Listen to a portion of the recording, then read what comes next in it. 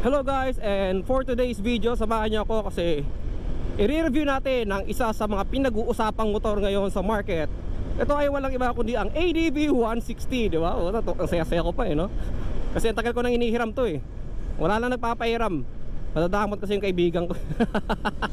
Joke lang Kidding aside i-review natin yung ADV 150 ADV 160. So 160 na siya Ayan, so actually nakapag-try na ako ng ADV 150 and i-review ko tong ADV 160 base sa napapansin kong pinagkaibahan niya sa ADV 150. So comparison po ito ng 150 and 160. Ayan, so marami naman magtatanong dyan or marami mambabash dyan ba't may ko-compare yung 150 sa 160, di ba? Parang tanga nun din, parang 2 valves sa 4 valves, i-compare mo, di ba? Parang ewan naman yun.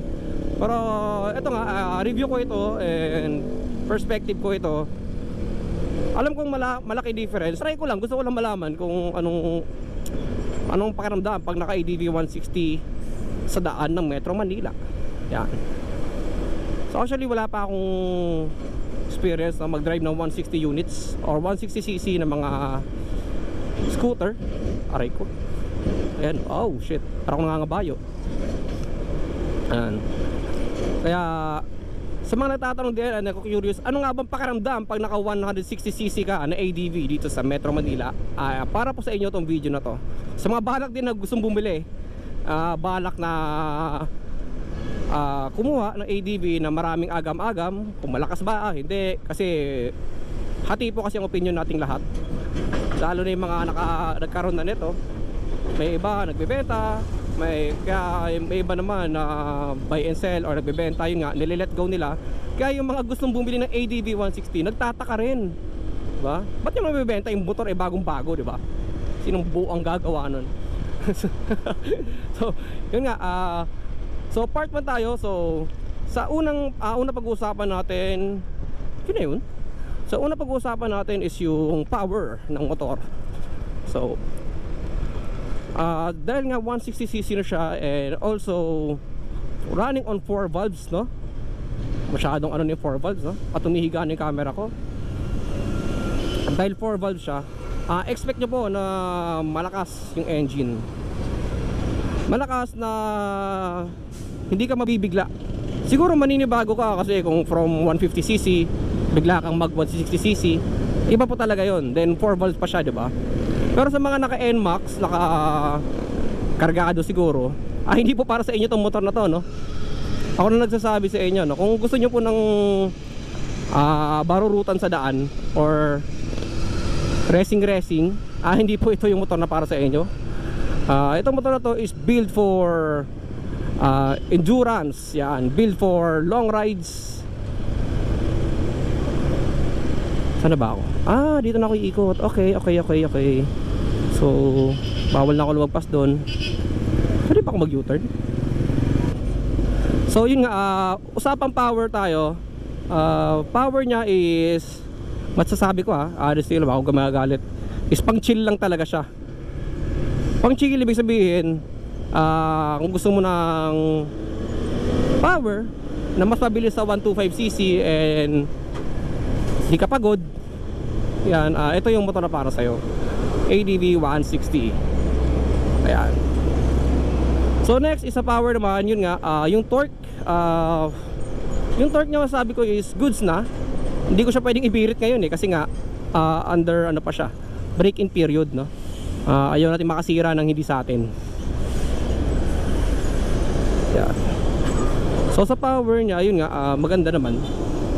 Chill lang talaga siya. So parang parang naka e-bike. Parang naka e-bike, pero yung e-bike kasi walang tunog. Tsaka mas nakatakot i-drive yung e-bike, no? Kasi hindi nire-respeto sa daan yun Tsaka maliit. Eto, malaki.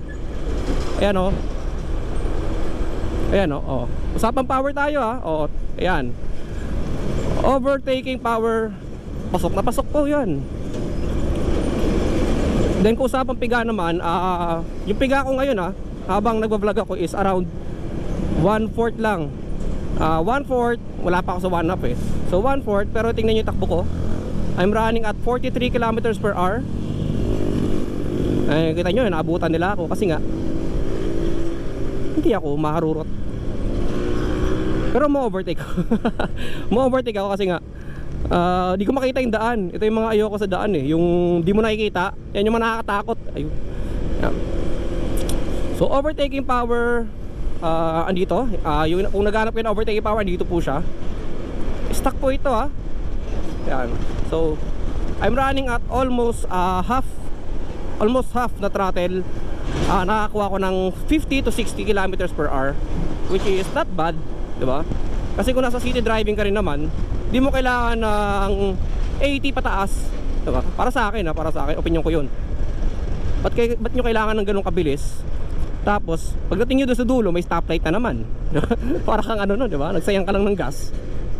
Wala ka namang kalaban sa daan, wala ka namang kakarera. Hopsy. Mali ako pwesto. Or mali ba ako pwesto? Hindi ko na maalala, tagal ko hindi dumadaan dito. Tama pala. Ayan,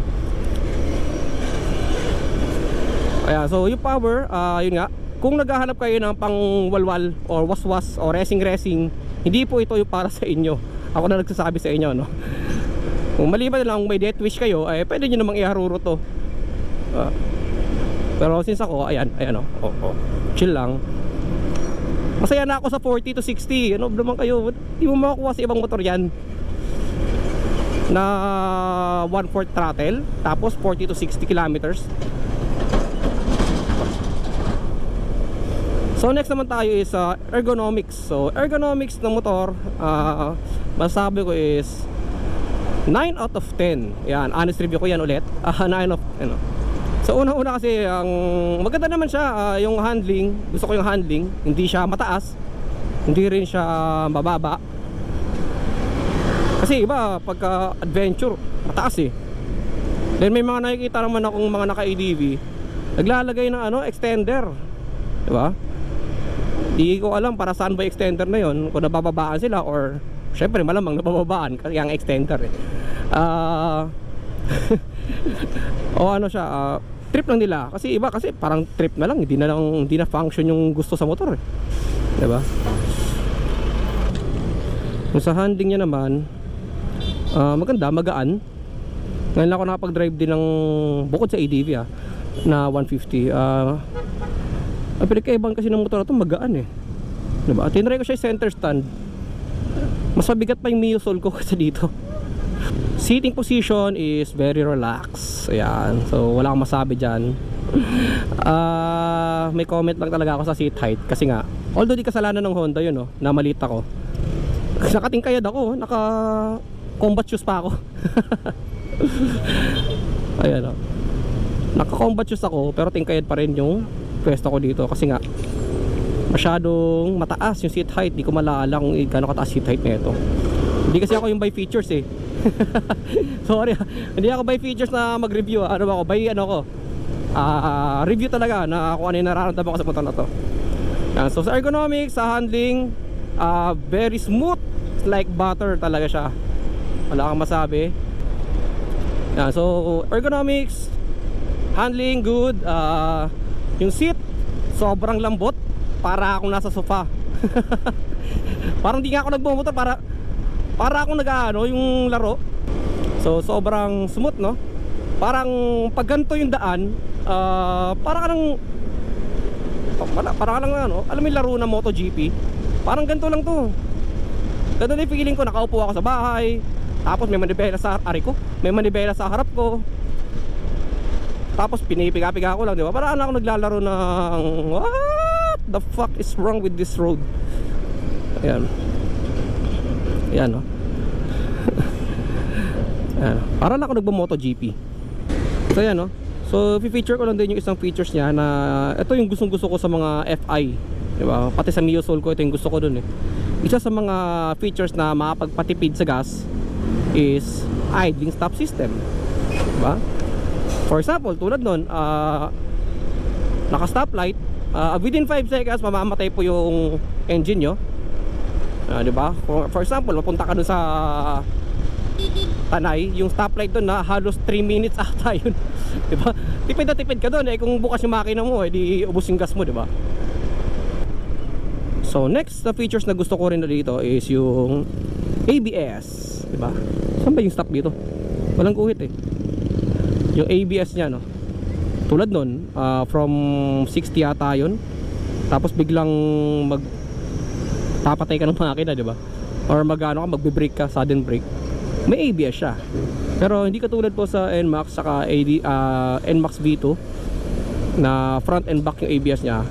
Si Honda kasi is more on front lang yung nilalagyan niya eh. Siguro para sa price, kasi mabigat na nga yung price ng ng unit itself eh, diba? So meron din po itong HSTC. Tama ba ako?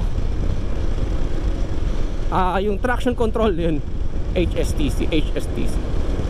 Basta yun, traction control. Meron to traction control na kapag na-detect na ang unit nyo na hindi pantay yung ikot ng gulong nyo, di ba? Or hindi nagsasabay yung ikot ng gulong, hindi siya equal, automatic niya pong i-adjust yung isang gulong. Di ko lang alam kung front or back, or baka both, na ihahabol niya para mag-synchronize yung takbo or yung ikot ng dalawang gulong. So yun yung isa sa mga features niya rin na gusto ko. And sabi ng iba, yun daw yung features na yun yung dahilan kung bakit mabagal para sa kanila yung ADV 160, dahil sa features na yun. Yung HSTC control, ay mali, HSTC lang pala kasi yung sidong control eh. So sa appearance naman, aware naman tayong lahat na napaka-pogi ng forma ng ADV, di ba? Ika nga na iba eh, ba't mo pa forma, di ba? Stock is good. Yan, number 1 scam yan, stock is good. Ba't mo pa paporma na yung motor? Para sa akin, paporma naman talaga yung ADV. So para sa akin kung pupormahan nyo yung ADV, siguro crash guard, yan, di ba? Kasi nga para mapaglagay ka na mini driving light. Kasi umaga ngayon di ako mapag-test ng ilaw nito eh. Pero marami nagsasabi mahina daw yung ilaw nito. Kasi nga stock. Then kung gusto nyo magpa-upgrade ng LED, kung possible sa unit na to, i-upgrade nyo. Motor nyo naman. Kayo naman gagastos. Sa features, isa sa gusto ko rin dito is yung digital panel nya, no? Napaka-pogi ng digital panel nito, mga kaibigan. Ano to? Ano? Napaka-pogi ng nung kita nyo yung panel na yan, pogi nyan eh. Yan, isa sa mga amahan ko dyan. Yung akin kasi yung yung analog, yung gumagano parang orasan. Ganun yung so pagka nag-convert ka ng digital panel, napakaangas na yun para sa'yo, di ba? Parang isa na yun sa mga iyayabang mo eh. From analog, naging digital bigla yung panel mo. Ayan. Munit na bagay para sa iba, no? Pero sa mga galing sa analog na display, masaya na sila dun. Pogi-pogi kaya nyan. Kaso yung sabi ng iba, nga lang, tag dito, delay daw yung response nung speedometer ata yan. Yan, delay daw yung response sa speedometer. So ikot lang tayo dun sa pinakadulo ng C3 bago mag 5th Avenue, no? Kasi may LTO ata dun eh. Kawawa yung may-ari to pag na-impound to, walang register to. Yung visor, gusto ko yung visor nito. Yung sa Mio Soul ko kasi yung visor nun, paggawa ko lang yun eh, di ba? So ito, wala na paggawa. Yan na mismo yung visor nya. Na-adjust pa yan. Hindi ko wala pwede adjust, matutumba ako, diba? Adjustable na visor, diba? Isa sa mga pangarap ko yan, magkaroon ng adjustable visor. ABS, features nya rin, goods naman. Yun nga kanina, diba? Tulad yan, pagka may biglang, pag sa Manila kasi di mo na ma-control yung mga ganito, biglang humihinto. Features is yung suspension din. Gusto ko yung suspension din nito. Gusto ko yung suspension din nito. Kasi napakalambot ng harap. Nakailang lubak na ako kanina sa daan. Umaaray ako pero kasi ko yun reaction ko yun eh. Kasi ganoon yung reaction ko sa motor ko. Pero dito sa ipakiramdam ko masaya naman siya dalhin. Wala siyang lubak na, may lubak pero hindi yung technical na lubak talaga tulad dito, di ba? Kumbaga, hindi ka pagod, hindi tagtag yung katawan mo sa lubak. Kasi nga sa shock niya. Sa maintenance naman, since scooter to, tansya ko same na siya na scooter eh. CVT cleaning, yun nga, change oil. Pero kung madalas pa kayo mag long ride, doon change oil lang talaga. Yun, kasi same lang naman siya na scooter. Mataas lang yung CC. Pero tansya ko mas mahal yung mga pyesa nito. Kasi Honda eh. So malayo-layo na punta natin, no? Saan ba kumikot-ikot? Upsi. Tanda tayo dito. Butas ba yun? Butas nga. Ayun, no? Yung crossing na yon, madalas akong dumadaan doon araw-araw gamit yung Mio Soul. Di ko maramdaman doon yung comfortability ng manibela, no? Yung sa shock. Doon talaga pag dumaan ako doon, tagtag talaga na tagtag eh. Sa fuel nito, marami tatanong yan, anong gas daw ilalagay, anong fuel daw ilalagay. 91, 95, 97. Para sa akin 91. Hindi naman siya high performing, no? Hindi naman siya ganun ka high performing na unit. Hindi naman ako harangan, guys. Padaanin nyo naman ako. Tingkayad na nga ako dito eh. Ayan. Tingkayad talaga ako sa motor na to. Hindi ko yung height talaga problema dito eh, no? Honda, gawa naman kay pang Pilipino, ano. Kaya siguro yung iba nakikita ako sa Facebook, nagpapalit ng shock sa likod, diba? Sinasacrifice nila yung Showa para lang maabot nila yung seat height ng motor. Although di ko masama masisisi, diba? Gusto mong mag Honda, ay gusto mong mag ADV 160, pero pantak ka, eh ano, paano mo gagawin yun, diba? May nakita pa nga ako sobrang lowered eh. Talagang lowered, alam mo NMAX. Hindi ko alam. Siguro hindi na ano yun, hindi na adventure bike yung, or adventure scooter yon. Malamang adventure, ano lang yun, street concept na lang yun eh. City driving na lang talaga yung motor na yun. Yun nga, mabalik tayo, no. So tapos na tayo i-review yung power, yung ergonomics, yung appearance ng motor, then yung features, then technologies nya na pag-usapan na rin natin, then yung possible accessories or upgrades. Ayun nga, crash guard, mini driving light. Halos lahat naman ng motor kailangan ng mini driving light, diba? Kung nakukulangan kayo sa ilaw. Tsaka kung may mga pera kayo iwawaldas. Lalo na malapit na yung 13 month. Goodbye 13 month. Yun naman sabi mo doon. Diba? Parang dumaan na sa kamay mo yun eh. Nakangiti dyan mga motor shop eh, mga ano. So nakalimutan ko rin i-ano kanina, i-sabihin kanina yung lapad. So ang yabang ko kasi pag naka-Mio Soul ako eh, singit ako ng singit eh, diba? Pero dito, sisingit ka ano eh, singit ka 90% ingat eh. Kasi nga lapad ng motor. So masaya i-review itong motor na to. Actually marami akong nire-review yung motor. Hindi ko lang talaga siya what this, hindi ko lang siya ina-upload sa YouTube kasi nga kinabahan ako bigla. Puta, takot ako dun ba? Wala pang rehistro to. So sa mga ano ba yun? Alimutan ko to. Ayun, marami akong nire-review yung motor na hindi ko siya ina-upload kasi nga yung iba kasi pangit yung audio eh. Eto nga, di ko alam kung maganda audio nito eh. Naglakas loob lang akong i-vlog para ma-vlog ko na rin siya, di ba? Mahirap kaya manghiram na motor tapos di mo siyang mabablog. Ano yun? Inuhuli ba ako? Gagi, inuhuli ata ako.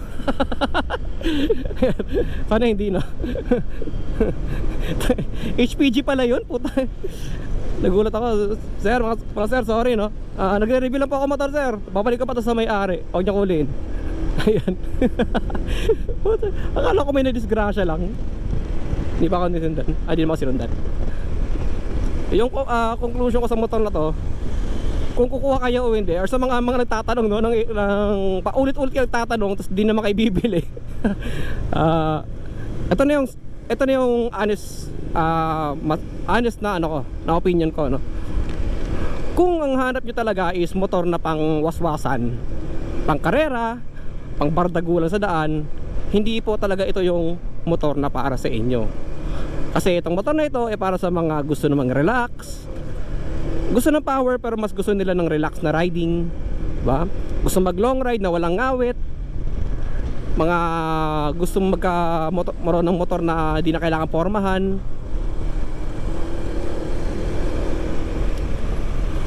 Isa na po ito sa magiging option yung motor sa ngayon. And sa mga nagbabalak talagang bumili ng ADV 160 is masasabi ko na worth it naman siya. Worth it po sa lahat ng features, sa feeling, sa fulfillment, sa pakiramdam nyo. Kaya isipin nyo na isipin, bilhin nyo po. So wala pa rin tiwala, no? Pwede po kayo manghiram sa mga kilala nyo, or pwede nyo silang tanungin anong abang pakiramdam pag naka-ADV ka. And I'm sure 100% kung ano yung mga sinabi ko, yun na yun din yung sasabihin nila sa inyo. Wala pong halong biro, wala pong halong bola. Honest review po yan sa ramdaman ko habang 30 minutes ay paikot-ikot sa mga straight na daan.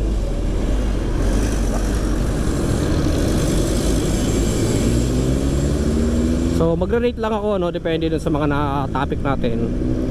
So sa power, masasabi ko is 9.5 kasi nga meron siyang overtaking power, meron siyang halos 1:1 na throttle response. Then yung torque niya smooth as butter, no? Hindi siya yung parang pag piniga mo mahata ka, hindi siya ganoon. Smooth as butter po siya. Pag piniga niyo po, kung paano yung siya dahan-dahan piniga, ganoon din kadaan-dahan yung takbo niya or arangkada niya. It's 100% sure. Ahabol ako dito, sorry. Ayan. Then sa ergonomics, ang masasabi ko is 9 out of 5 para sa akin, or 9 out of 10 para sarado natin. 9 out of 10 kasi nga maliit ako eh.